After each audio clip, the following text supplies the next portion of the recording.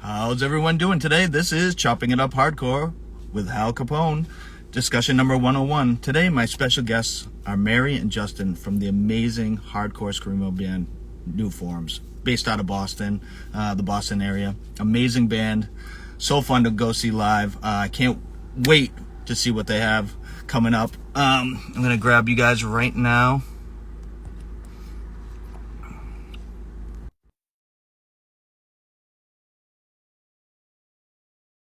Works.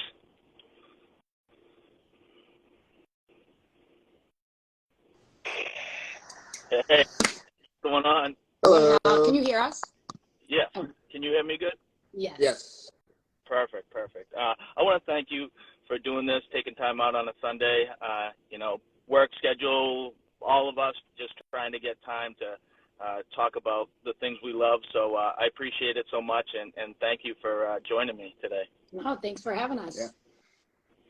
Yeah.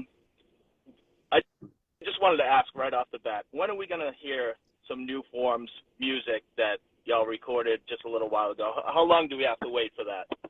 Hopefully not too long. I mean, Sunday of next weekend, we're actually going to be going to like the final mixing, and then we have to get the stuff off to get mastered. But I think we're going to try to at least drop a single like relatively soon. Yeah. Like obviously we're just as anxious as everybody else, like trying to get it out because some of the stuff we've written in 2019 and on. Yeah. So definitely we want like good quality recorded stuff out, and I think it's going to be awesome. Like, we're all incredibly stoked on how this record is turning out. So, like, we can't wait to get it out. So, hopefully, very soon. Yeah.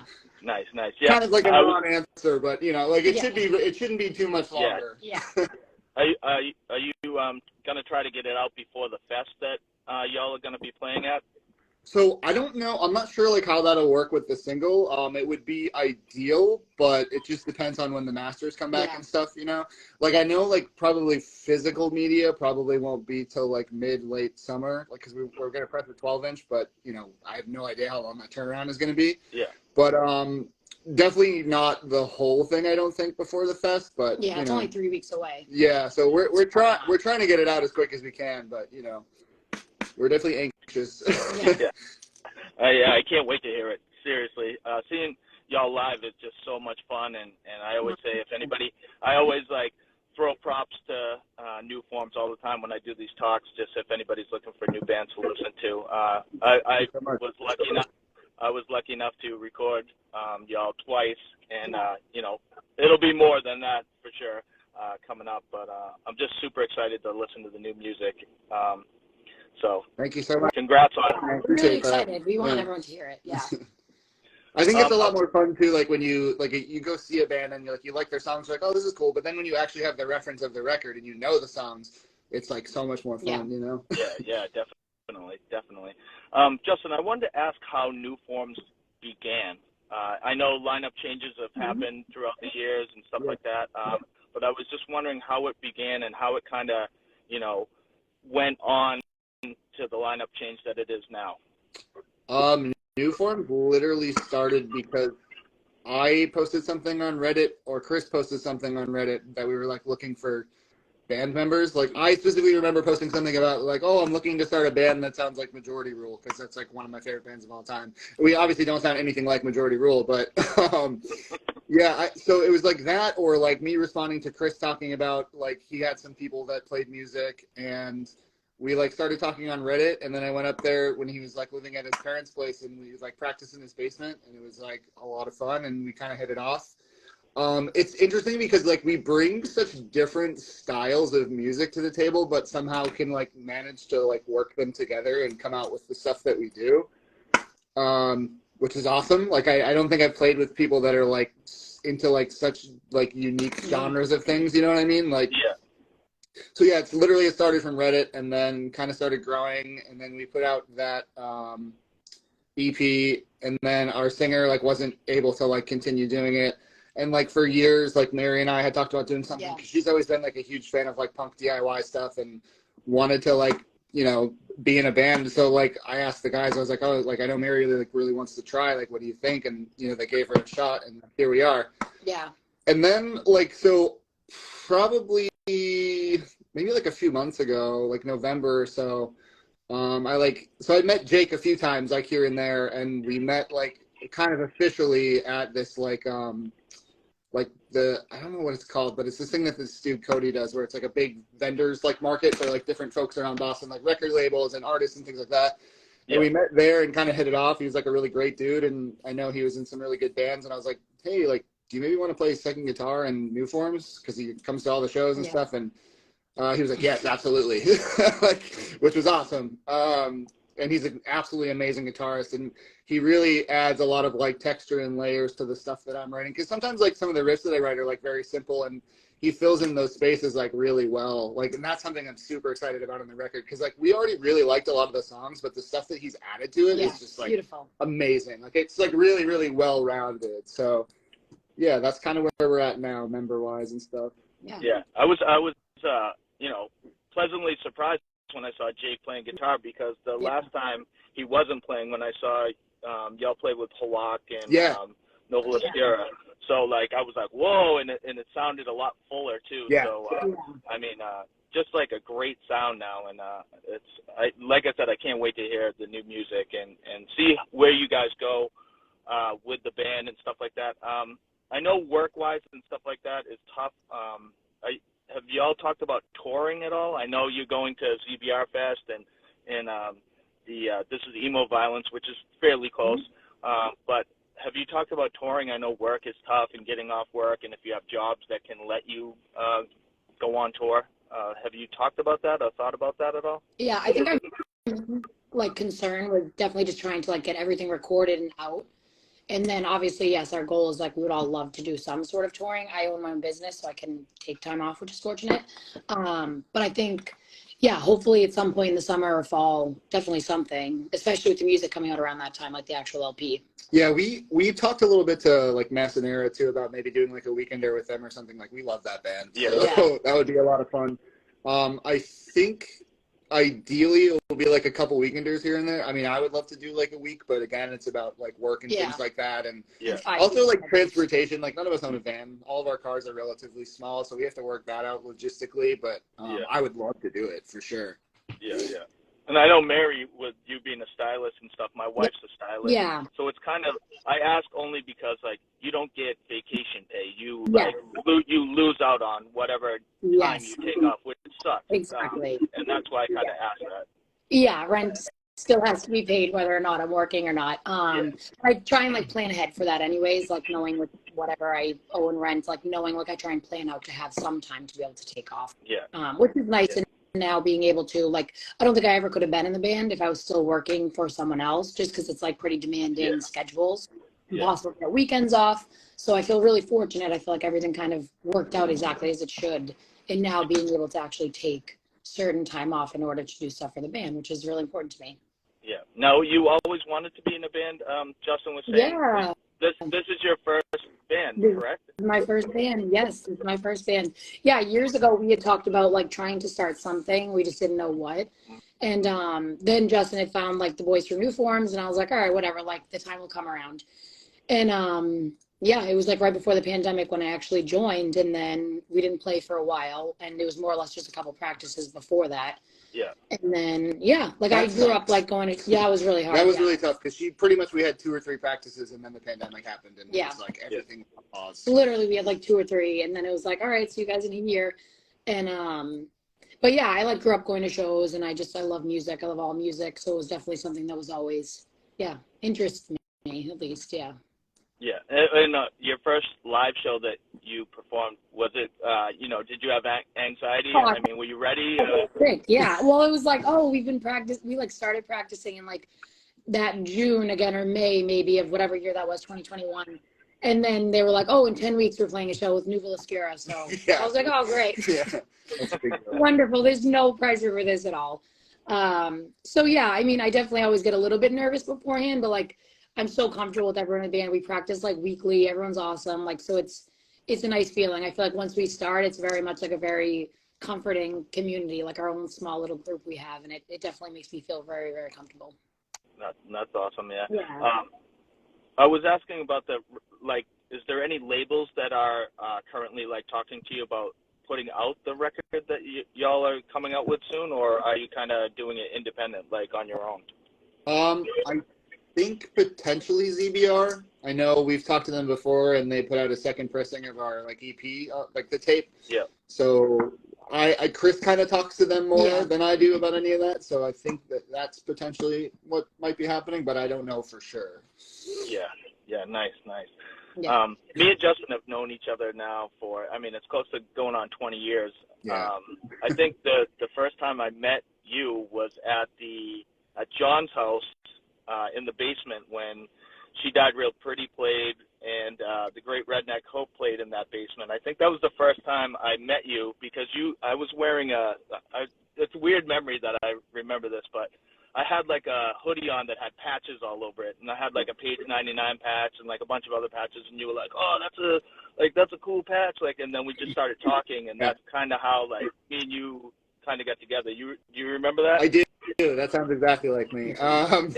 It's wild that we were given the opportunity to play that show because like I don't, that band was not great. It was like my first like serious high school band, and like it was really cool of John to let us play that show. I know Gospel was supposed to play it, but I guess their van broke down or something. So I think it was like us, the Great Redneck Hope, and I think maybe just Bravo. Yeah, but I think so. I don't know. Yeah, but it was insane. That was a huge opportunity. But another thing I remember specifically about you is I think on your shin or your calf you have the Page 99 Document 8 artwork as a tattoo. Yeah. And I noticed that at some point, and I was like, "Damn, that's fucking sick. This guy rules." Like this little high school kid, like seeing like an older dude that like is into sick music. That was awesome. Yeah, that show was so fun. It was hot as shit in there too. It was so hot, and it was freezing cold outside too. I remember that. Yeah, yes, it was very strange. Yeah, the basement was like almost steaming. That's how hot it was down there, which is crazy. But that was definitely a fun show. I got there a little late, so I recorded just Great Redneck Hope, and then that was it. I went with my friend Tony too, so I remember that pretty well. That band's so crazy. Other than that, I know my old band, Paper Plane Crash, played with Alessa a few times, and I set that show up with Strawman Fallacy and My Heart to Joy at the same tone down in Tyler's basement, which was always a fun spot. That show was Tyler's basement amazing. Yeah, it was like I'm sad that it like dried up, and I get it. It's his parents' house and stuff like that, but there was so many like good shows there. Dude, it's so funny like talking to people about that. Like I'll be like, "Yo, do you ever go to Tyler's basement, dude?" It was like this kid's house with his parents living upstairs, and they just let him have shows in their downstairs living room. And dude, like Graf Orlock played there. Like that's insane. I think Trap Them played there at once. Like the shows that happened there were absolutely mental. Like those are some of the best weekends of my life. Yeah. I mean, it was packed in there sometimes too, like really, really packed. I mean, the fest that happened on, I forget like who was the main band on that fest. Remember? So I thought about this recently. Is it the one that Black Ships was supposed to play from Canada, and their singer got too drunk, and he was like passed out in the van, and I guess he like got up at one point, and like so next to the garage they had this weird like motorcycle like scooter thing that was parked. And he literally just got on it and drove it down the street. Like, he just took off, and people were like, "Oh, my God, what is this guy doing?" Like, I remember that very vividly. It was awesome. I think Relics played that show, too, maybe. Yeah, Storm the Bastille played that show. And did Straight No Chaser play that show, too? Or did they bail on that? I actually forgot about that band. Wow. Yeah, I think they did, yeah. That was a great fest, definitely. Did Alessa play that fest or no? I don't know. To be honest, I really don't remember. I like don't remember if we've played. Like I know we played Tyler's house at least once, maybe twice, because I think the second time we played, we got Daniel Sharp Tiger to play, and that was a big deal to me because that band is like one of my favorite bands of all time. Like in high school and post high school. So when I asked them to play the show and they said yes, I was like, let's go. Like it was like a big deal to me, Yeah. But so other than those two times, my memory is very like fuzzy about that. Yeah, I think the what I have on that I videotaped is the show with in Tyler's basement that I set up, and then the one at Anchors Up with Men as Trees, and it was like when I wasn't in Paper Plane Crash too. Cowboys Are Indians played that show as well. Yeah. And I forget who, Maui and Ithaca, is that the other band that played that show? I think so. That one was tough because I remember that was very specifically a bands watching the bands show. Like that was tough. Like it was a lot of fun, but like nobody came to that show.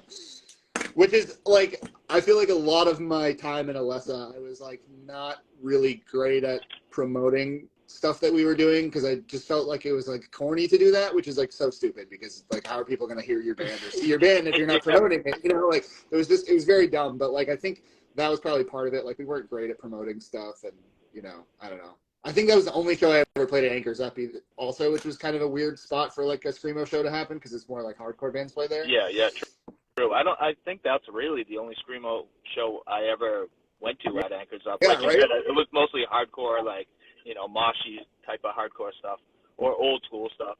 I wanted to talk about Alessa a little bit more, just with you. Y'all put out a bunch of releases, but kind of it's like just like kind of like not everybody has heard it because you had the demo, which like I still have the old.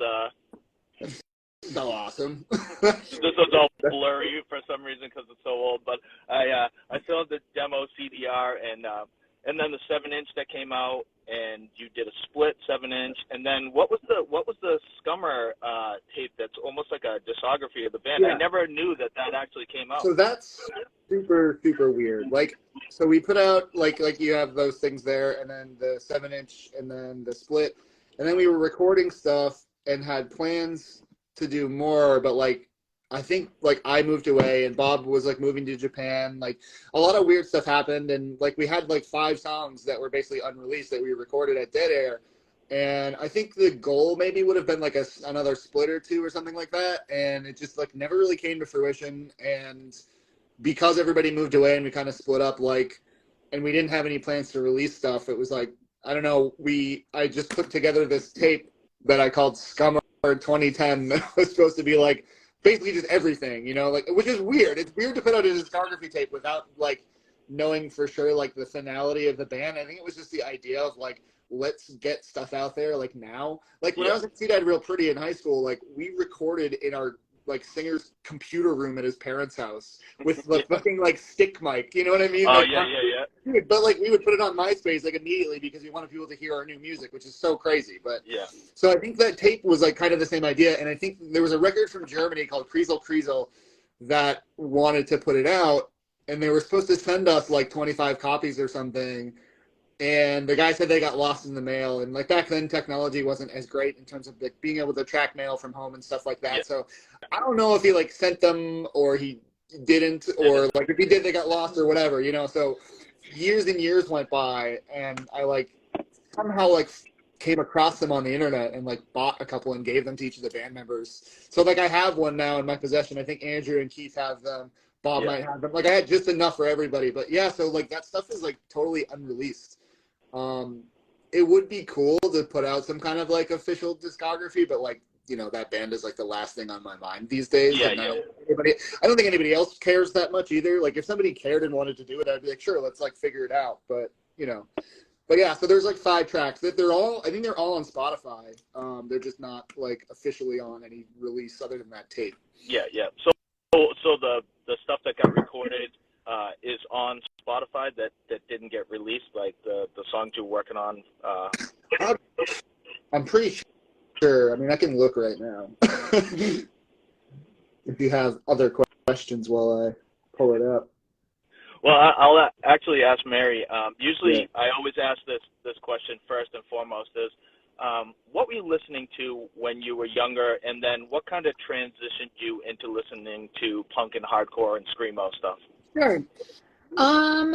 I think when I was really young, like middle school, a lot of my friends, like older sisters, were super into like punk, and I think that was like what kind of started it. She would bring us to shows, and like we were obviously really, really young, so they had to be like all ages ones. But so I got really into like, I don't know, like the Dead Boys, Germs, like Adolescence. I was super into. So I feel like that was like the Cramps.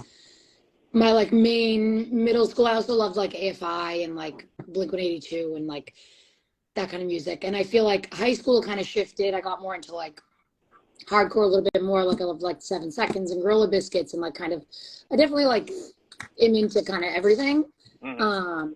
And then, but at the same time, I also liked like a lot of indie music. I like in high school interned at FNX. Like that was like my dream was to be a radio broadcaster. And so yeah, I feel like I've always just liked everything, but really like started off with like more like punk, smaller bands, branching into like older punk bands, into like hardcore a little bit. And then yeah, when I met Justin, I was 20, and he definitely shifted my gears more into like screamo music. He introduced me to a ton of bands I'd never heard of. Yeah. That now like reign supreme. I love them. So yeah, kind of just took that shift. Nice. Yeah. And Justin, same type of question for you. What were you listening to as a kid, and then what kind of got you more into the screamo hardcore type of stuff as you went on? So, real quick, there's 3 songs on Spotify that are technically unreleased under the Alessa stuff. So I grew up listening to like whatever, like anybody, like whatever music your parents listen to, you know. Yep. And my dad was into like pop and stuff like that.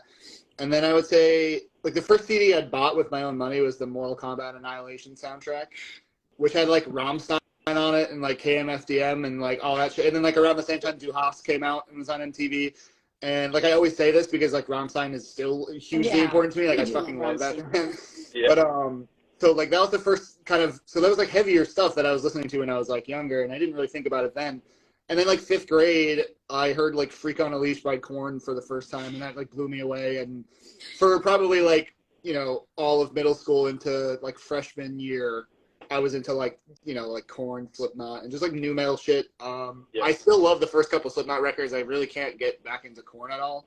Love Deftones. Like I think that band's phenomenal. Yeah. And then I was taking these like kickboxing classes, and the guy that was one of the like senseis was this kid, Chris, I think his name was, who played bass in a band called Human Flight Committee. Mm-hmm. And he also played in a band called Spill Kit, which was like a Norma Jean Botch style band. And he was like, just randomly started like recommending like Botch to me and like other stuff. And he's like, oh, you should check these out. And I did, and it like blew me away and kind of like totally shifted gears in my life, you know? So I got really into like metalcore and stuff like that. And then I was in like a commercial art class with Jake from Bravo. And I think I was like a snotty little freshman and like didn't really care about, you know, like what he was doing musically because I was like so in my own lane. Yeah. But I remember he would always make jokes about like, there's another kid that would wear like Atreyu shirts or whatever. And he'd be like, he was like, oh, Atreyu should play with Bravo. Like he would just say that about like every like huge band, which was really funny. And then he burnt me like a copy of the Transistor Wolves split, which was really cool. Got me really into that. Donnie from She Died Real Pretty burnt me a CD with like You and I on it, and Seisha, and Fear Before the March of Flames. I think Chaos Pilot, just like absolute bangers, like just crazy music. So like all of that stuff just kind of like hit me at the same time and like, you know, blew me away. Poison the Well was huge to me. You know, Opposite of December was like, if you're going from like new metal to like something heavier, like that's the perfect like band. Oh, you know? definitely. Yeah, so then it basically from like throughout high school, that was like what I got into. And like I feel like every couple of years of my life, there's like different eras of things that I've been interested into. Like I got really into like a lot of like traditional reggae and like different types of punk and stuff. And I don't know, I just love like everything. If it sounds good, I like it, you know. But I also find that I like sort of cherry pick stuff. Like if I look at the genre of like hardcore, there are like a handful of bands I listen to, and then like I don't really care about the rest because I feel like a lot of it sounds the same. Yeah. Not just hardcore, but in general, like I have a bad attention span, I think, which is why all our songs are like 30 seconds long. Yeah. Dude, I was watching the video that you posted, and I was like, I can't fucking believe this is a song. Like the of us, like the Alessa one from Tyler's Basin, because it's like nothing happens for so long, and like I'm so different now about like writing that like it has to be like fast and crazy or I'm not interested. Like it's very weird. Oh, you mean the 2-minute interval that? Like what the fuck was I thinking? Like actually, I think I cut off like maybe 45 seconds. Oh, you would never even like it kind of started like before that, and I was like, wow, this intro is like really long, but like longer than our you know coming out. Really? Do you know what's really funny though is that song I wrote based on on the second Chariot record, there's a song called And Shot Each Other, where there's like this really cool kind of like jam at the end after like this really fast chaotic song. And I was like really inspired by that. And that's where the ending of that song came from, like that second half. And it's like, nowhere even close to like how good the Chariot song is, you know, like not even like a little bit, like I don't know, it's weird. It was a different time though. At the time, I think I like really enjoyed it, you know. Yeah, I mean, I always loved Alessa and playing with y'all and that little time span where it was like Alessa, Cowboys or Indians, like Yeah. we were very small, like we barely played any shows, and then I ended up quitting anyways. But not for any bad Yeah. reasons at all. I love Rob Brown with all my heart. Like me and him basically started that band, and then it kind of like evolved into what it was, and then I just was like, I don't know, I just got frustrated and just ended up quitting. But yeah, singers can be.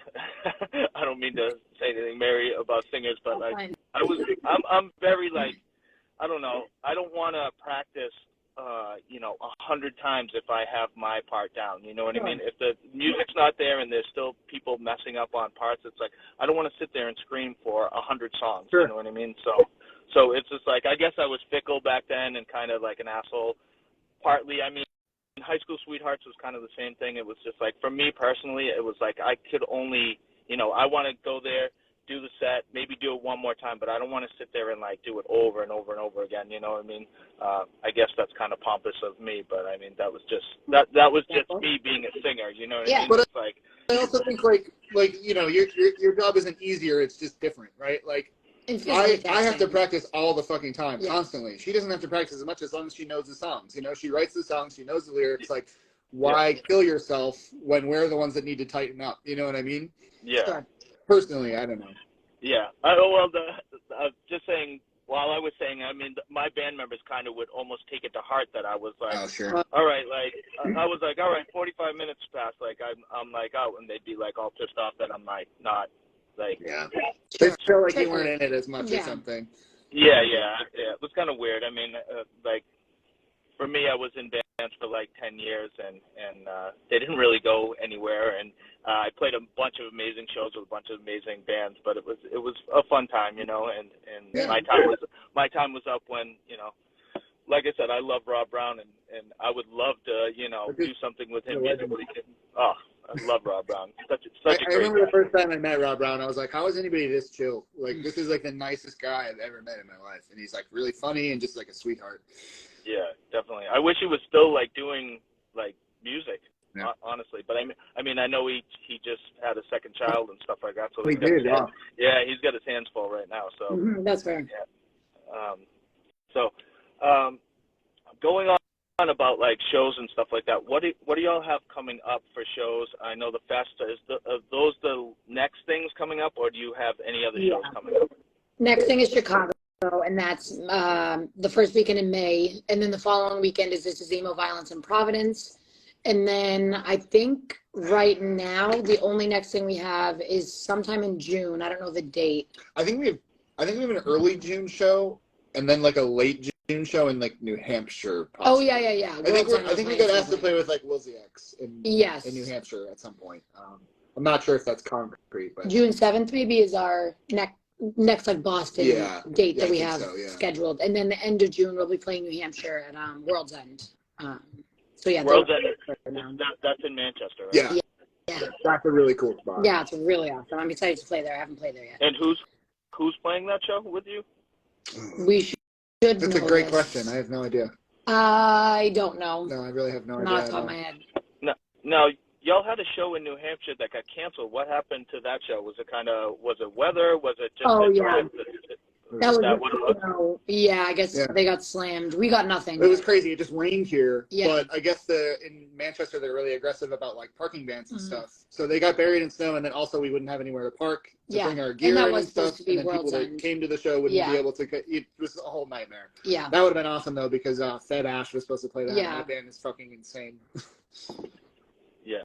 No, Justin, did you go to that Page 99 show that happened in Manchester when Transistor and the Trillion Barnacle Labs played? And No, I wish. I was probably listening to Korn at that time in my life. I also Wolves played at the Summit Cafe in Derry, New Hampshire, and I was probably again listening to Korn in my bedroom. And I never got to see Wolves, which is awful because I love that band. Sad. Yeah. Wolves is such a great band. And Yeah. it's funny. It's funny. I have like a really bad recording that I haven't really put, on Instagram or YouTube or anything like that, of Wolves and Transistor playing at the Ioka Theater in Exeter.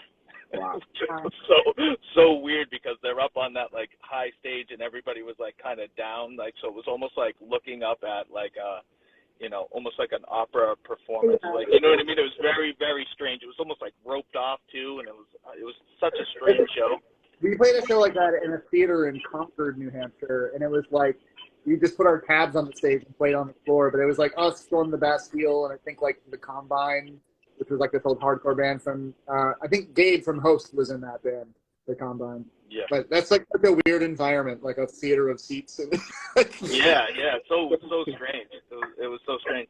Justin, with you being in when you were in high school, that era, you went to high school with a lot of kids that went into bands like from the New Hampshire area. I mean, you went to school with the Transistor kids, right? Or were you too young? So I think Matt, I talked to Matt about this before. I think he graduated in 2003. So he was like out of there pretty much as I was getting in there. I think I started in high school in 2002. I graduated in 2006. So like Bravo and Lantedum were like a year ahead of me. Mm-hmm. And I think that's really it for New Hampshire, or not New Hampshire, but Derry, New Hampshire bands. But yeah, so that was like Bravo was like one of the biggest influences on me musically because I don't know, I just loved what they were doing and I thought they wrote a lot of like evil sounding riffs and like that's why I love Transistor too. Like they got me into Transistor and like I remember the first time that I learned to play by ear was to their like Live from the Fallout Shelter like CD in my room, and I was like, holy shit, I can play this by listening. Like I figured it out. Like, and that band had such a huge impact on me at a young age, and it like made me realize like anybody can fucking do this if they want to do it. You know, like that was massive to me. Cool. But, yeah. So those guys are the only ones I know that from Derry anyway that were cool bands. Who else influenced y'all with new forms? Like, where do you kind of draw your influences from, or do you kind of like stray away from that and you kind of like don't want to listen to anything where you're like, all right, that riff is cool, like maybe I want to do that, or that singing style is cool? Like, do you have influences coming into the band now that y'all are all together? Kind of, yeah. I don't know. I mean, from my perspective, it's just like a matter of like what I can do, I guess. I like heavy music, so I definitely like the idea that we're going a little bit like heavier than they were playing prior. And I feel like everyone kind of like, obviously like they started the band so long ago, so I feel like everyone's like interests and stuff have changed. So I don't know if there's anything specific I'm trying to go after, but I don't know. That would be, I guess. For me, I don't know. Like I don't know if that's really a thing anymore. Like I love Botch more than anything. I love Capsule. I'm very into like Lord Snow. Like Nico Zaglaris is like the most insane guitar player of all time. Like, but like I can't really emulate that stuff. You know what I mean? Like, I guess I don't really like think about it as much. And I also think that like so many of our music interests are so different that we couldn't be like, oh, here's like a part that sounds like this band. You know what I mean? Like it's just because even when we say that, it doesn't end up being true. Like, you know, so. Which is cool. It's good because then you're not really, biting anybody or trying to bite anybody. Like you just do kind of what comes out. And that's what I think is so awesome about, like I've said this before about Chris, like the way Chris writes guitar riffs, because he writes some of the riffs in the band too, it's like they're so different than how I play stuff. Or like I'll give him a riff that I wrote and he'll like change it, or vice versa. Like he'll send something to me and I'll change it and it just becomes its own completely unique thing. And that's really exciting because that's what keeps it interesting, I think. That and like making the songs like in and out, real quick. Well, like, and that, so like one of my biggest influences of all time is Ampere. That's like my absolute favorite band. I love Ampere. But like, I could never write like Will. I just don't know how he does it. Like, it's, like no matter how hard I try, and like that's great because I don't want to. Like, they already were a band, like. But that band is absolutely phenomenal. And, like, I think that's a big influence where like our songs are shorter too. It's like, I like the idea that it just like in and out, set off a bomb and leave. Yeah, that's the way I like it too. I mean, don't get me wrong, I like epic sounding stuff too. But I love harder bands that do it short. And honestly, it's easier on the singer too, because I used to love short songs. And high school sweethearts, we had 5-minute long songs, and it was like, wow, it's very taxing to like scream. absolutely. And I was doing like these weird emo-y singing Sure. parts too, which Sure. like But- we were just like the weirdest band, you know what I mean? So it was I'd way rather be in a band that had very, very short songs, just for screaming wise. Yeah, 100%. Absolutely agree with you. I also think it's like hugely where everyone's attention span is at these days too. Mm.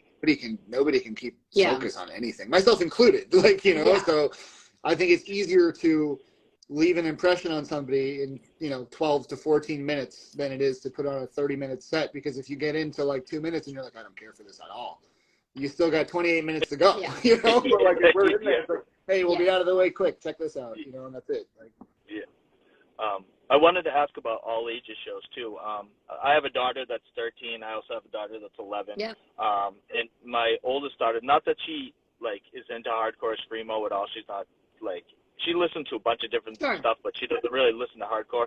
And she's always like, being like, oh, I want to go to a show. Like, I just want to see what it's like and stuff like that. It seems like all ages shows are almost drying up now. I know. What do y'all think about that? Well, I would always play all ages shows. We actually just played an all ages show at the VFW in Peabody, and it was like astounding how many kids were there. Like it was awesome. Yeah. There was 2 girls. They had to be like, I don't know, maybe like 10 or 11. Yeah. And they were literally up front, their big headphones on, like jamming out our whole set. FOM played after us, and they literally like, nothing stopped them all. They had better energy than the adults. Yeah, it was literally like astounding. It was very, very awesome. I love that. I think it's so important. I feel like when I was younger, I was able to go to a lot of like VFW shows or the Elk shows, and a lot of them were like all ages. And it sucks when you are. And then even like if you do start getting into it and you're like 16, 17, you're like, well, I can't go to this. It's 18 plus. Like it takes you out of it. And I feel like it's so important. I feel like for all ages to get to experience it. Yeah. I definitely. It's also massively challenging now that we're like full grown adults, because like we don't have a way into that world anymore. Yeah, you know what I mean? exactly. It's like when you're in high school, you're in bands, you're friends with all the bands, you can promote it at school, but like I work in an elementary school now, and like I don't see any of the kids in the district, even like the middle schoolers or the high schoolers that I see, like none of them have a clue about heavy music at all or even care about it. And like I don't even know if it exists anymore. And I think that's kind of like where it gets tricky. Like, yes, the venues need to have all ages. Like, it would be great to not play a bar every time. I know. Like, VFW is amazing. It's a huge space. You can do anything there. Like, it's just incredible. And, like, seeing those kids there was, like, absolutely it was radical. literally awesome. There had to be, that. like, at least 10 to 12 kids there, probably. Some really little and some, it's just awesome. Like, I would love to play at a Chuck E. Cheese. That would be sick. Yeah, you can find a way. No, that would be awesome. Sonics out. It would be amazing to get kids back into that, though. You know what I mean? Like, I love that. So yeah, it's so important. I hope that in the future we get to do more all ages shows. I know. That would be amazing. Yeah. I know. I wanted to ask about that show. It's very, like, Catharsis played that show, which a lot of people are like, whoa, like, the band Catharsis is actually playing that show, and I was like, yes. I mean, I know lineup changes have been crazy for that band as well too, but how was that show in general and the bands, and how did you guys get that gig?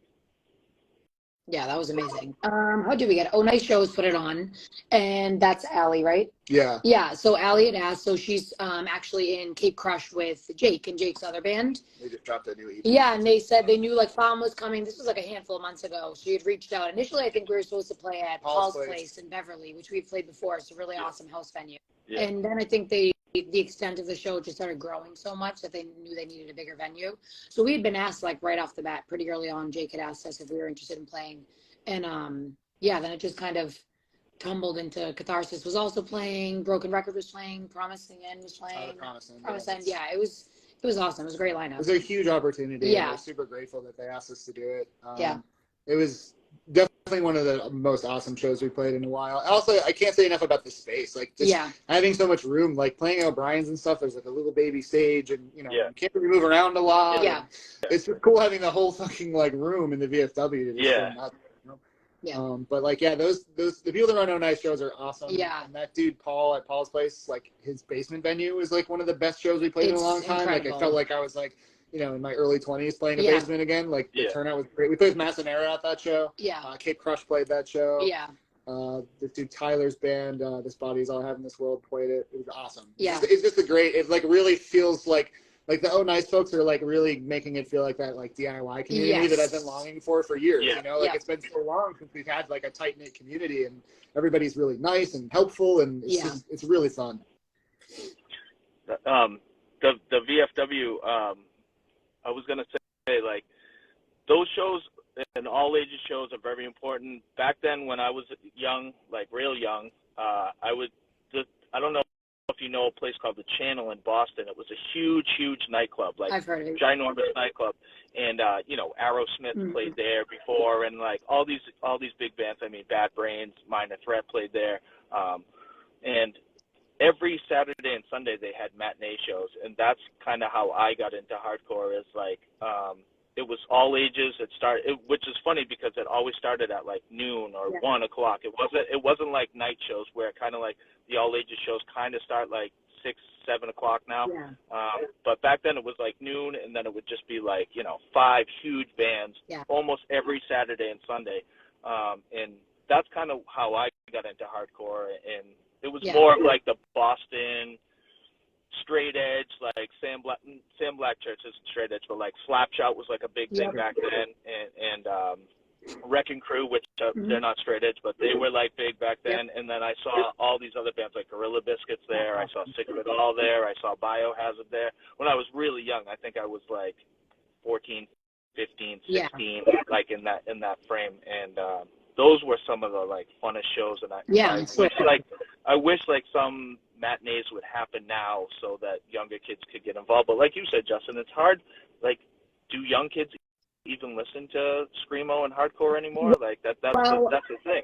I do have hope. So we met this guy Matt, and he puts on this market. It's like a vending music market, and it's called Black Mold Market, and he does it like kind of like quarterly. I don't know. He did one in September. He did one not that long ago, but it's all ages. He rents out all of like Salem Town Hall, like the old Town Hall building in Salem.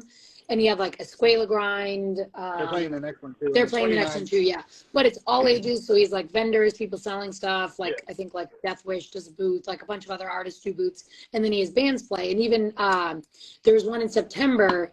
I think it was the first one he did. And we were vending a different event, like out in Derby Square for like the Salem Fleet. Yeah. And there was a bunch of kids, and they all had like Page 99, Majority Rule patches, and they had to be like literally like high school, early high school. It was exciting. And he said he gets a lot of like turnout. We're vending the next one. It's actually next weekend in Salem. But he said it's definitely gets all ages, and it's nice because I feel like it's finally, and it's daytime. It starts at like 12 or 1, and it's like definitely, because I think he was saying too, like he was looking for something similar, like where kids can go. Where he's in a band, Troll Milk, and he plays it too, which they're really fun as well. But yeah, I think so. That's like, I think it's a huge positive step in the right direction of like getting all different ages, younger kids able to go. It's daytime, like it's in Salem, but when you're young and you want to go, you figure it out. Yeah. It's so crazy, dude, because like thinking about like how you were just talking about like when you were growing up and going to all these shows, like I wouldn't have seen any of the bands that I had seen like today. Do you know what I mean? Like every show that I went to was like the Boys and Girls Club, like the Derry Community Center, people's basements, like it was always like Tufts University, like it was always places that were all ages.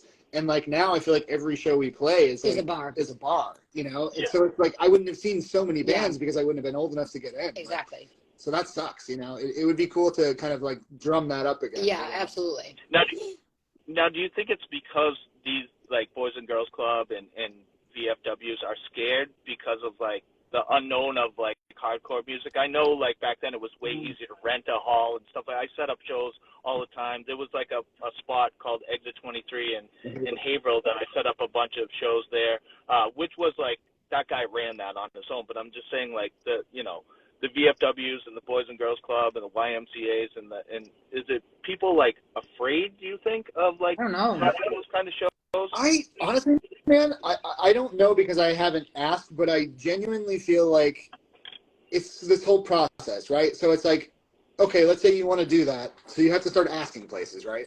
But then once you ask them and they say yes, then you have to promote it and get people there. So it's like, I think it's multiple things, you know what I mean? Like, I would think that people aren't asking. Maybe people don't think it's possible, you know? And I think like, somebody like John from like Bravo and that band Mutt, like when he was a kid, he was like shameless and would just ask anyone, like, hey, can we put on a show? You know, and that's huge. Like he did so much for like the local scene for that reason. You know what I mean? Like, because you don't know, just ask. You know, like so. I think that's probably a big part of it. Like I feel like Matt, that dude from Troll Milk, has been putting on a lot of shows because he just asks around. Like he's the one that figured out you can rent the fucking Salem Town Hall to have a show. That's not crazy. It's such a crazy space. Like it's absolutely insane. He was. I saw him yesterday. Actually, there was a vegan market at the Salem Town Hall, and he was like talking about the VFW. He's like, dude, that place is like super cheap to rent. And I was like, awesome. Like, so he's, you know what I mean? He's like, he's looking for it. He wants to build that community. And I think if you have somebody that has the ability to, or even just the time to go out there and ask, like, hey, like, can we put on a show here? Like, because anybody, I think, will let you do like a trial run, you know, like, and if they don't like it, then you can't go back. But like, that's the same thing like when you're a kid and then everybody's like, don't be an idiot, you know, like we're trying to keep shows happening here.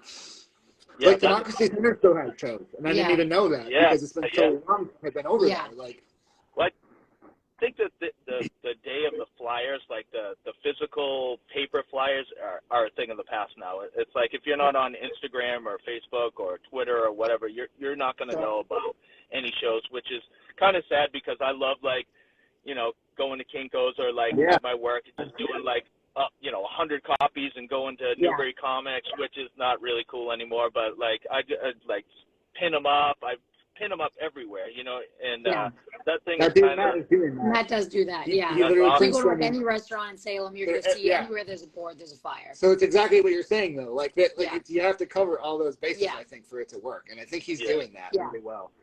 It's funny. Salem, Mass is kind of popping off for shows. I know that, like, Drop Dead and Backstabbers played in Salem, Mass. That was the first one. That looks so awesome. Yeah. I mean, Stagnator played, my friend Mark's band, that grindcore band. They played. Dude, it's an insane show. He just put the flyer out for next week. We're vending, but there's like a huge lineup of bands. That are playing. Oh, that's awesome. I see shows like all over Salem, Mass though lately. It seems like it's really like thriving there for shows and stuff like that, which is awesome. Yeah, it's killer.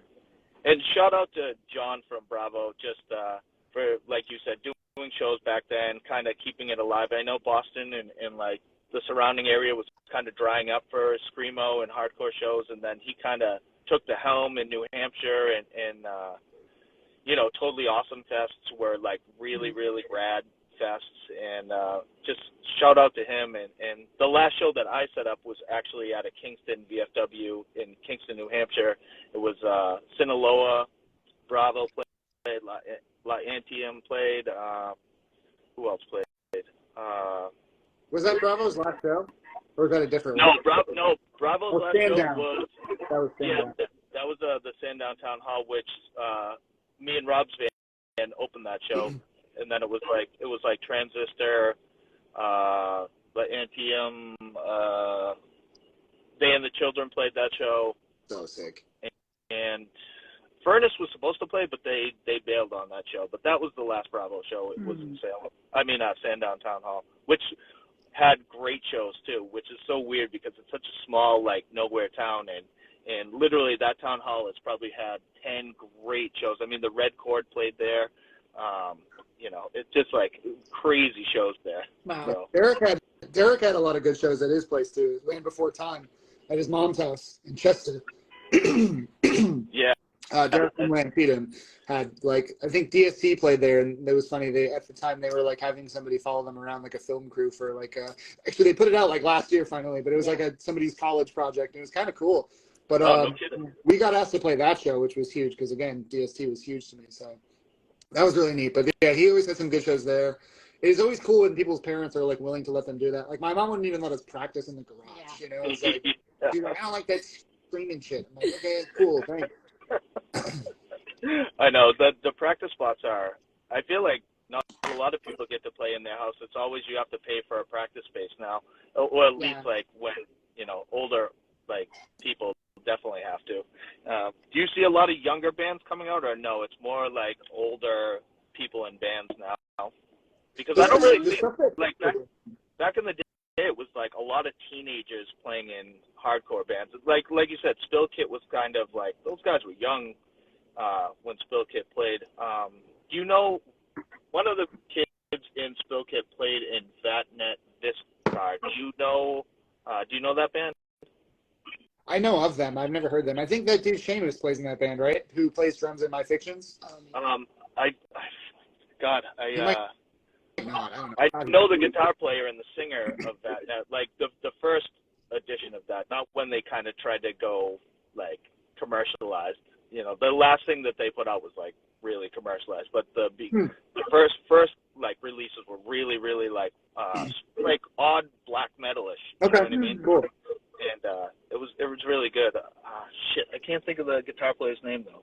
But yeah, I remember him being in Spill Kit too. And I saw Spill Kit actually in Sandown Rock Church in the basement, which is really weird because any band that played there, you couldn't swear. That was the big thing. Like the guy that ran it was like, no swearing. Dude, I don't want to hear any swearing on the mic. Nothing. I remember we played a show and we kind of got squeezed in because we weren't supposed to play it, but it was like I think it was someplace in Nashua, and I think it was like Coyote and maybe like Pathos. I don't know. It was one of those like typical like Alessa shows, and we squeaked in or whatever.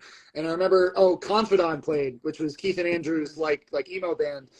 And I remember during their set they had a song where they were singing "Goddamn" or something. Yeah. And the dude promoted it flipped out. He was like going over to the guy, like somebody else in the crowd, like, "Come on, man! They're literally saying "Goddamn!" Like he was like so upset about it. It was so weird. I don't know. Yeah, like that Rock Church. The first Zayo album that came out, Splintered Shard, or what, like that first one with the different lead singer.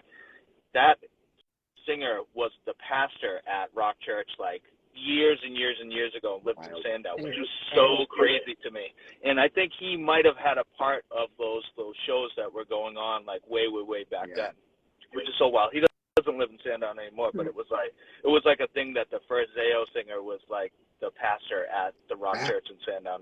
Wild. Yeah, I knew the dudes in Spill Kit and like Human Flight Committee. I think most of them were like pretty religious, like church folks. But I remember because I think that was like how they like all knew each other or something like that. But I one thing I remembered about Spill Kit is like the guy that played bass was this dude Chris. He was like really tall. I think he was brothers with the singer. But he was showing me he like built this box, right, and like rigged like a light to it so that he could like literally like a pedal, like a guitar pedal, so he could like pop it on and off during their set. And I thought that was the sickest thing because it was like very DIY, but it really added like an element to their set. You know what I mean? Yeah. Like, just in time with the music, being able to pop your lights on and off. That was so cool. I'm like, I wish I could figure that out. Yeah. I remember the kid's name, Nick. Nick was the I think he played guitar at Spill Kit and Vatnet Viscar. I'll send you like a link to that Vatnet Viscar. It's so good. Yeah, really good. I don't want to keep y'all too long, you know what I mean? It's Sunday and of course I have to go food shopping after this, so that'll be amazing. Yeah. That'll be amazing. And tons of money on top of that. Yeah. But I want to get into some rapid fire, so y'all ready? Yes. All right. First question. All-time favorite hardcore band from New England? From New England, I don't know. Probably Have Heart. Yeah. For you. I love Have Heart. Both of you have Heart? I'm saying Here all day long. Yeah, all day long. That part's amazing. Number 2, what was your first real hardcore show you attended? Not like a Battle of the Bands or like real hardcore show. I don't know. I saw I had to be maybe like 14 or 15. I saw Toxic Narcotic at like the Elks, and that was like pretty mind blowing in Cambridge. Yeah, that was probably it for me. It's like my first, I think, or being that young. Yeah.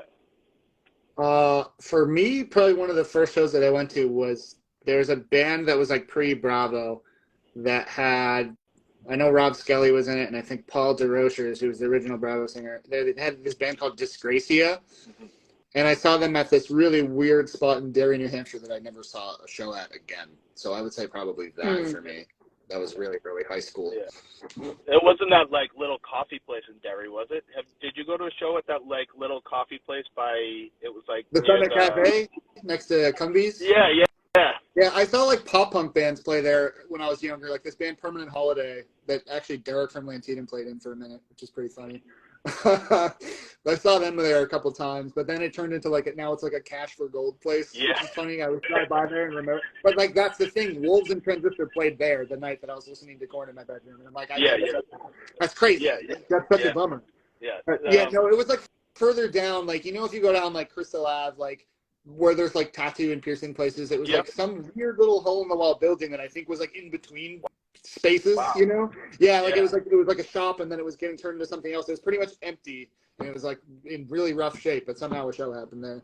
Wow, that's awesome. My next question: what was the first show you played live? Mine was over last summer with Nouveau. Yeah. Which was a great first show, definitely. Yeah, that was a crazy good Great show. show. Yeah. I mean, like that was a great show for me to be playing. Never mind somebody that had just been starting. You know what I mean? Yeah. Malak was incredible. Nouveau was incredible. Like that was like a big deal. Yeah. Like, that was a great start. I'm trying to think. Like, it would have been some SDRP show, but maybe the Salem Boys and Girls Club would have been. I can't. It's like so fuzzy. I have no idea. But I would say that is probably where we played first as that band. Yeah. Yeah. So. Now, do you remember who played that show with you or no? Don't know. I know we played with bands like Nepenthe, which is like Billy from Psychic Weight was in that band in high school. Nepenthe. I don't know though who else. It's so weird. Like I never think about this at all ever. So like to try and recall it is like impossible. But it seems like an eternity ago. Yeah. That's all right. I'll keep going. My next question: all-time favorite show you performed at live? Most memorable, the one that means the most to you. I'm gonna say the FOM show with Catharsis because for me, I'm very critical about myself playing, and I think I played a really good set, and the crowd was awesome, and it was a lot of fun. Yeah, that was good. I mean, my first one, I think no matter what, is always just going to stick with me because of who we played with too. Yeah. But yeah, I mean I feel like with every show we play, I am like loving it more and more. So that was the last one we played. So probably, first and last so far. We played at the Silhouette Lounge last summer. That was actually that really was incredible. Fun. Yeah, which is so funny. If I don't know if you've ever been there, it's literally like a hole in the wall that in my early 20s I used to drink at all the time, and I'm like, they're having shows here. Like it's such a sick spot. It's so small, but it's so fun to play there. Yeah, that was fun. That was a really fun show. That's awesome. My next question: all-time favorite show you saw but you didn't play at? Like you went to go see a band, your all-time favorite hardcore screamo show that you saw that you didn't play. When we saw Majority Rule, that was pretty awesome. We saw them at Great Scott, right? That was Great Scott. Yeah, a handful of years ago. And also the Half Heart like reunion show, like that July was pretty insane. It was like 1,000 degrees outside, and that was like, I just didn't expect what that turnout was too. That was insane. Those are pretty great. Yeah, I'm saying the same with Majority Rule. Yeah. So. I remember, like, not to be dramatic, but I remember I was at school and I saw an Instagram post about them playing a show in Boston, and I literally got like lightheaded. Like I felt like I was dreaming because I never saw Majority Rule, and they were one of my favorite bands for like all the time. And I like had to sit down. I was like, "There's no way this is happening. Are you kidding me?" Yeah. And like, we spent the entire night screaming. Like, it was like that show was incredible. Absolutely. Like, there's a video of it, and you can hear me screaming like in the crowd. Like, so sick. That band's incredible. Yeah, we love them. That's awesome. I don't know if I'm going to get cut out right here, but if I get cut out, we get cut off, I'll just go back live so we can finish up these things. Sure. I got handcuffed for the stupidest reason on Instagram. So, like, if it cuts out, I'll jump back on. Yeah, no worries. My next question: what was the last movie you watched? What did we watch? Did we watch one last night? We watched the last good one or the last movie? Yeah, no, the last movie. No, the last. The last movie was In the Mouth of Madness. We do horror trivia once a month, and it's a John Carpenter one. Yep. So that was on the list. So we just watched that yesterday afternoon. I'm indifferent. I mean, it wasn't my favorite John Carpenter film, but special effects looked really great, so that's a plus. Yeah. Story, Yeah. This kind of goes with that. What is your favorite horror movie? That's tricky. I mean, I love Halloween 3. That's great. That's like a true comfort classic movie. But like, I don't know. I really like The Witch is great. That's one of our favorites. Chucky, obviously. Child's Play. Child's Play 1 and 2. I was pointing to In a the Chucky show. doll. Yeah. Like, we do love Child's Play in this house. This is a very Child Play friendly area. Yeah, that's hard. I mean, there's so many different ones that we love. I have a really hard time narrowing them down, but I would say it's definitely The Thing or like the original Child's Play for me. Yeah. And Halloween 3 is great too. It's just like that's a really hard. I don't think I could ever definitively say because like, there's so many this different one things. movie over everything. Everything else goes away. You know? Like, Yeah. No, it's always like a couple. Yeah. It's always a few. Season of the Witch always gets the critics hated that, but like I hear so many people, and I like it too. Yeah. So many people love that movie, which is, I mean, critics are critics, Yeah. Dude, it's so fucking bleak. Like, as goofy as people think it is, like, it's such a bleak turnout. You know what I mean? Like, I love that shit. Yeah, and Tom Atkins is a gem. Oh, so, yeah. I mean, there's no... that mustache, come on. How can you not like the movie? Seriously. It's so funny. Like, he's so handsy with all the women in that movie. I know, it is very, it's ridiculous. like, okay. Like, everybody he talks to, he's, like, puts his arm around them, or he's, like, tapping them on the butt. Like, it's, like, so aggressive.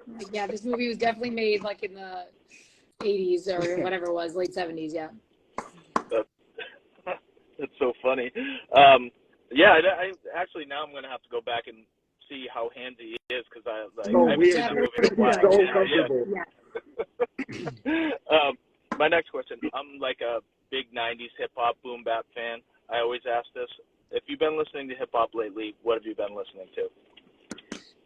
I haven't, but like I don't not like it. I just feel like I haven't listened to anything lately. What about you? Anything?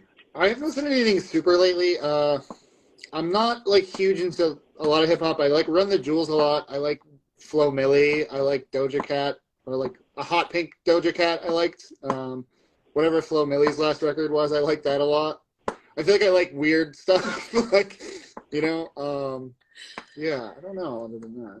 Yeah. What about recommendations? Yeah, what do you got for us? I can send you. I just did a Hal Capone April hip hop mixtape that I do on Spotify. Oh, yeah. I do one every month, and it's all like new music that got put out. Like last month, I did one.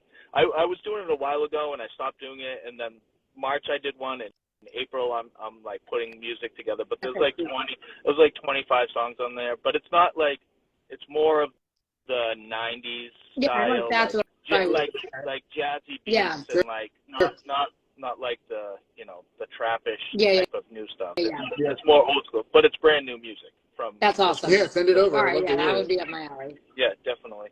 I also wanted to ask about how pumped you are to play the pre-show at CBR Fest, and just on top of that, the Islet crowning battle set like that ends that. How pumped are y'all to be playing that? I'm really excited. I mean, yeah, I feel like obviously the fest is going to be awesome too. We're going to be there Saturday night as well. But like, I don't know. I'm really excited. There's only a handful of us playing it, but I feel like it's going to be a good turnout. I think it's going to be awesome to see a battle set in real life too. Like, I always said that I would play one of those, and like, I don't know if I would. I have to see it. You know what I mean? Like, it sounds really cool, but I'm like, what if I ruin it? You know what I mean? Like, so I'm really excited to see that happen with two awesome bands. You know? Yeah. And y'all are staying on Saturday? Yeah. As well. Yeah, we have to come back on Sunday morning, but so we'll be there for the second day anyway, which is really cool. I think you could see Finders playing the second day. I really want to see them. I forget who else is playing. And I forget you'll be playing with them though the next week. Yeah, which is awesome. Yeah, that's sick. Yeah. Yeah, this is Emo Violence is a great lineup too. We're really excited for that. I mean, who is the headliner of Saturday? I forget. Is it Jerome's Dream on Saturday? I think it's Sawtooth Grin. Is it Sawtooth Grin? I'm not really familiar with them actually, but let me see. I feel like the flyers have all bled together in my head. It's a Zegman. You should put it in. Grandpa Google. Just teaching Justin how to use the phone. Give us a minute. Yeah, Sawtooth Grin is there's Sunday, so Saturday is actually. Saturday is Jerome's. I mixed up these days. Yep. So it's Jerome's Dream, Meth Crowning, Orphan Donor, Terry Green, Carrie and Spring, who's amazing. Yeah. Van Trey, Coleman Regalia, Black Matter Device, Rainmaking Scenario, Malving, Nerver, and Victor Shores. Yeah. Wow, that's awesome. Yeah, and that's just Saturday. Yeah, it's crazy. Absolutely nuts. I also thought it was like an all-day thing, but it starts at like 6. Yeah. So Oh, that's no kind of kidding. cool. Wow. Time to like cruise around and Yeah. stuff. Yeah. Yep. Wow, that's awesome. I would love to make it up to New Friends Fest up in Toronto. That looks crazy. Yeah. Every year they have like amazing like list of bands playing. I mean, Page 99 headlining that show is like amazing. We need more I love those guys. those fests to come back. Like I I'm know. glad there's at least 2 now. You know? Yeah. Like, Yeah, I'm glad this is Emo Violence is doing it in Providence. I mean, Yeah. I wish like you know, Boston area or New Hampshire would do something like that, like Totally Awesome Fest and stuff like that, like in New Hampshire, just for the New Hampshire kids. That I mean, it's kind of a trek for me to make it to Providence. I know when I was younger, I would always drive to Connecticut. Stores would always have shows there, but like Stores from me is like 2 hours away. Yeah. So it's not too bad. But yeah, I would love to see some more shows up this Maybe way. we all got to put our heads together and get something happening. Yeah, I mean, I would love to set up some sort of show or fest, or not even a fest, just something with like a good lineup. You know what I mean? Yeah. I wouldn't mind get my hand in that again, definitely. I know a lot of people, and I know some spots up in New Hampshire that I could get. I know I was talking to you about that too. I mean, I know Sandown Town Hall still. You can rent that out. I know the VFW that I did a show in Kingston, you can still rent that out. So there's spots that are like in Sandown Town Hall, it's big in there. You can get a lot of people there. Yeah, that's a good spot. Yeah. So get a show at the Crossing. Across the street there, that little church room, remember that? Yeah. Basement? Yeah, wild. I wanted to actually talk before we went to about your design and print company and what you have going on with that and how that's going. And I want to tell people, go to his page, buy some stuff, buy some art. Justin does some amazing shit, and like definitely support him because he's out there grinding and putting this stuff out there. So tell us a little bit about like what's going on. It's weird because like I'm kind of at a point now where like the stuff I'm doing I can't talk about. Like I have a really amazing project that I just finished with.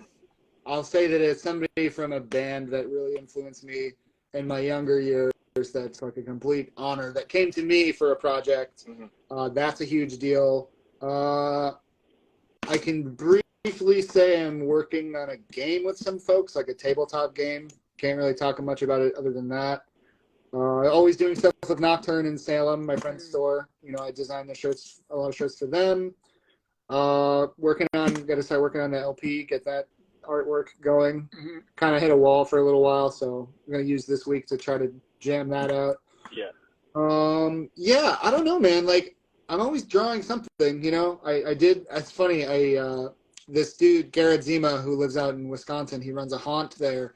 And he's like more well known for doing like really high quality like good guy doll sculpts. Like he was like making like like $2,000 like custom like good guy dolls that are like screen accurate and stuff. So much to the point where like he got hired to work on the show to do it. And he traded me like a doll for a shirt design, which is like not one of the $2,000 ones, but like you know, like a standard one, which is huge because I could never afford to buy one of those. So that was a really cool gig to do.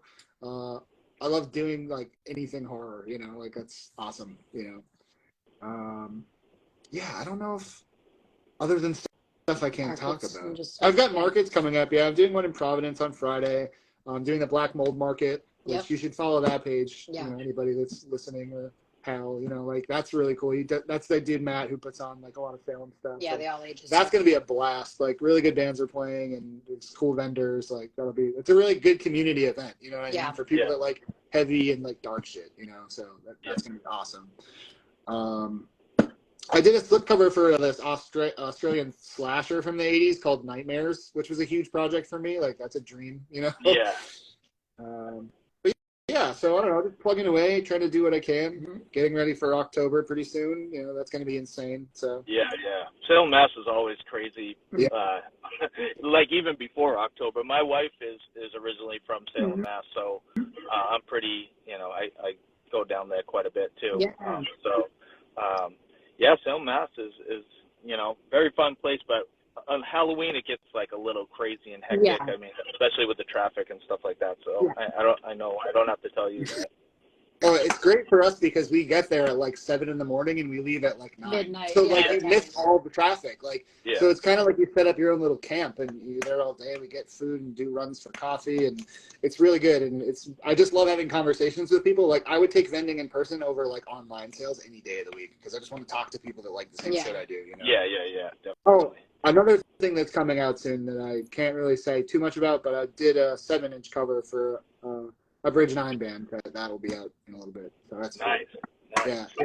Chris is a great dude. He actually sent them my way and was like, "Oh, like you guys want to work on this?" I was like, "Yes." That's awesome. So that'll be sick. Yeah.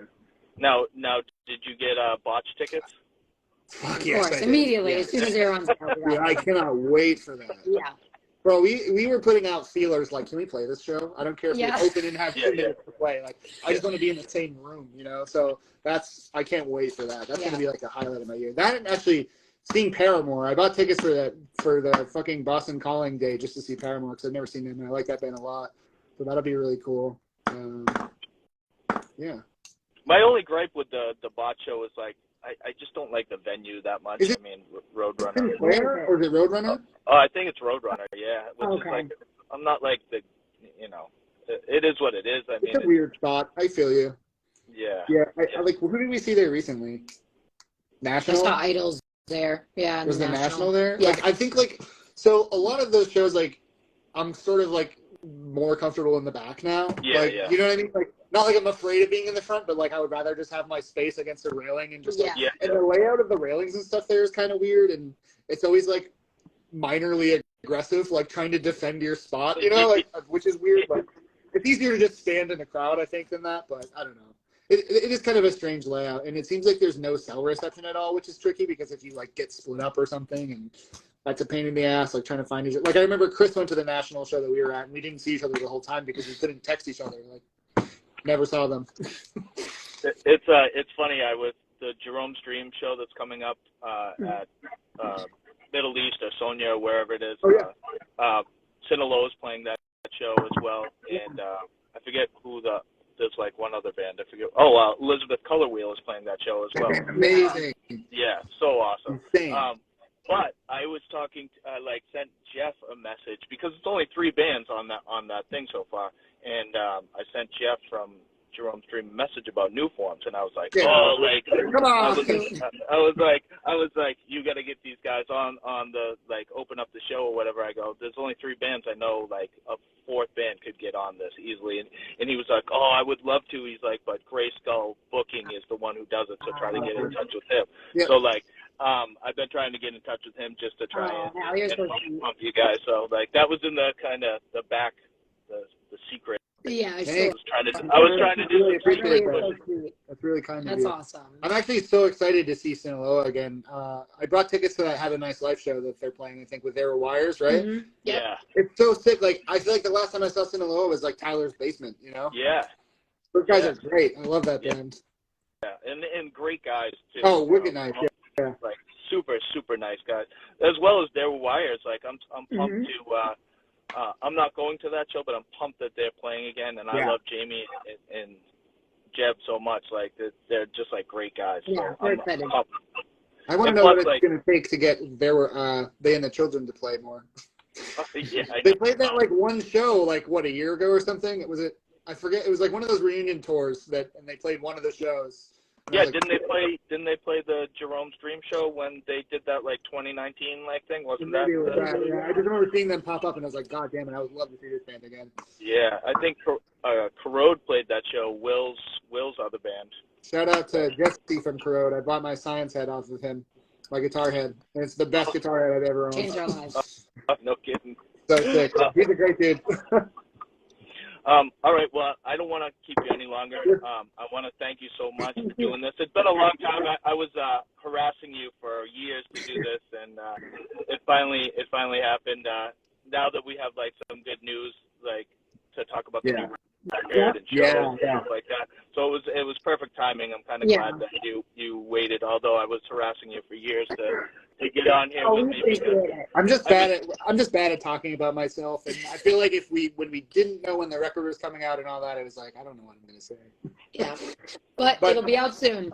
I'm glad we finally made Recording it for is you. done. Yes, yes. yeah. I mean, second to last one I'm doing too. I'm doing one more, and then I'm gonna take a little. I don't know if I'm not gonna come back or might be a long hiatus and stuff like that because I mean we're talking when the pandemic hit, that's when I started doing it. Yeah. I was bored and I was like, oh, what can I do? And I saw that Eric from Jerome Stream was doing the micro spy thing, and then Ron from Gene Scene, Creamers was doing doing some live stuff, and me and him started talking, and then he kind of those two things got me to do what I'm doing now, and it's been a few years, and I've talked to almost everybody that I wanted to talk to. Yeah. I mean, obviously, there was a couple bigger names that politely declined, but it's been fun, and I think I've run the spectrum of old hardcore to new screamo to so it's not just straight up screamo bands. It's been there's been some emo bands, people that I've talked to and stuff like that. So it's been really, really awesome to do. Yeah, and honored to be a part of it. Yeah, we really were very excited, honestly. Oh, well, I appreciate that. Thank you so much. And obviously, we're always in touch. Let's I'll start working on little spots that maybe I can set up something maybe for the fall. Yeah. Hopefully, hopefully with COVID and shit like that, I know it's kind of dying down a little bit, but you got to be careful and stuff like that. So it's I feel like fall and winter shows, that's when everybody starts getting sick again and stuff like that. So maybe at the end of the summer, maybe I can swing something, but that would be awesome. Yeah, absolutely. You know where to find me. I do, and I'll see y'all soon. And if I hear anything else about that Jerome Stream show, I'll let you know. Awesome. Thank you so much. Thank you so much, Hal. So nice talking to you. And I'll talk to you guys soon. Yes, Thank you. exactly. Later, man.